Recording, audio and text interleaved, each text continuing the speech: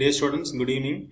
நாளைக்கு 15/12/2020 அன்னைக்கு நடக்க போற GTS எக்ஸாம் ஆன்லைன் எக்ஸாம் எப்படி அப்பியர் ஆகி क्वेश्चन பேப்பர் டவுன்லோட் பண்ணி ஆன்சர் பேப்பர் அப்லோட் பண்றது அப்படின்றதுக்கான வீடியோ தான் இது. ஃபர்ஸ்ட் உங்களோட கூகுள் போய்ட்டு கூகுள் கிளாஸ் ரூம் குள்ள லாகின் பண்ணீங்க. Google Classroom link click பண்ணி லாகின் பண்ணீங்க.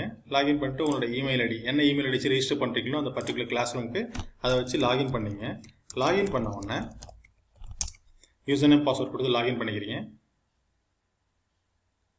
உள்ள வந்தீங்கன்னா உங்களுக்கு வந்து GTS-2020 டிசம்பர் போர்டு எக்ஸாம் அப்படின்னு இருக்கும். அந்த லிங்கை கிளிக் பண்ணுங்க. லிங்க் கிளிக் பண்ணீங்கன்னா உள்ள போயிட போறீங்க. உள்ள போயிட்டீங்கன்னா இந்த இடத்துல क्वेश्चन பேப்பர் வந்திருக்கும். அந்த क्वेश्चन பேப்பரை டவுன்லோட் பண்ணி 9:30 மார்னிங் क्वेश्चन பேப்பர் வந்துடும்.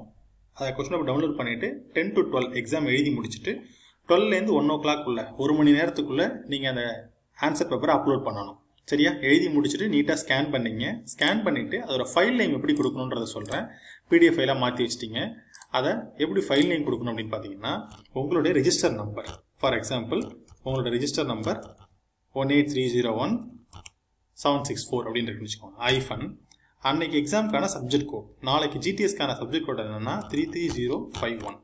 இந்த மாதிரி ஃபைல் நேம் பண்ணிக்கணும்.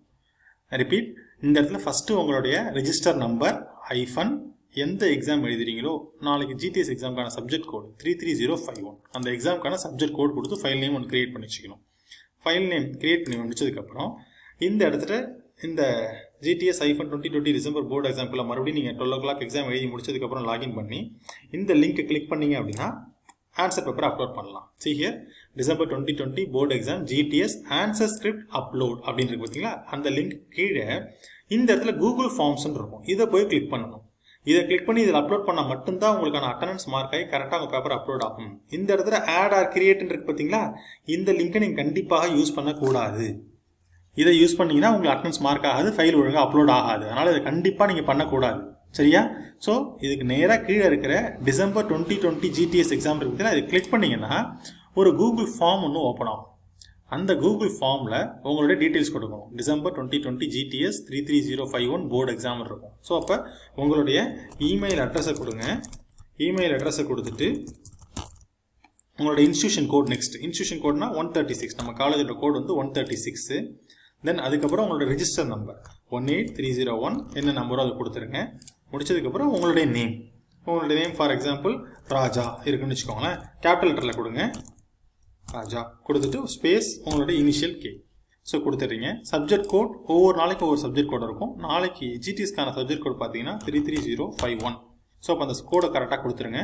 கொடுத்து முடிச்சுட்டு இந்த இடத்துல ஆட் ஃபைல், இந்த இடத்துல நீங்கள் ஆன்சர் ஷீட்டை அப்லோட் பண்ணிடணும். ஏற்கனவே நீங்கள் ஸ்கேன் பண்ணி PDF ஃபைலாக மாற்றி வச்சிருக்கிற ஆன்சர் ஸ்கிரிப்டை அப்லோட் பண்ண போகிறீங்க.